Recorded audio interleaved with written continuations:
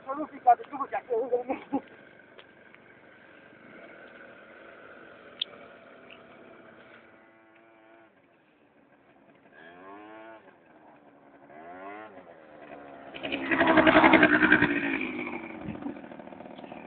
Nu! Lasă-mi iargă, mă, sau zi-mă motorul, mă, Clujule.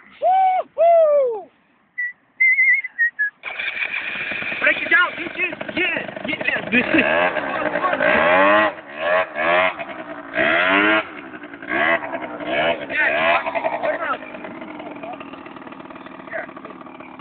Dar niciodată să nu stai pe el, hai să să faci un burnout. Și pe chetri poți să-l faci. Stai de față și stai cu pieptul pe bord. Așa.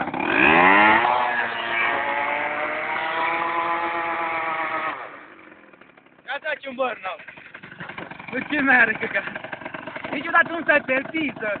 Deci te pui, Hai să-mi va piciorul că sapă în asfalt. Și dai.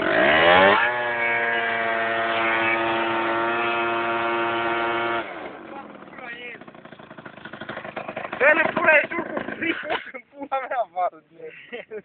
Pula e. Da, vreau să-mi face burnout. Nu cu fac unii să pun pe el, nu-mi face așa, mă, că ăsta e pe curiau, mă, lasă să-și ia, trebuie să-și ia vântul ăla, știi? Zice ceva, nazistule! Ia pula. Șoții, ia! Mă cac pe demnitari! Ă, în gură! Știi că, zi volan! Bă, ce-i groapă făcută, ce să-mi bag pula? Imposibil! N-are ăsta acolo lucruri, n-ai ce zice. Am de motherfucking Ghost Rider. Și ce vreau să fac pula? Mă las așa în față să încerc, dar nu merge pe drumul ăsta, să știi, fără mâine, pula aia. Te lași, deci dacă te lași, te pui aici în față și te lași picioarele aici, din la ghidon. Bă, dă un picior țin mare ce ai făcut bulan cu mine, cu motorul, când am vins. Ii, bă, după.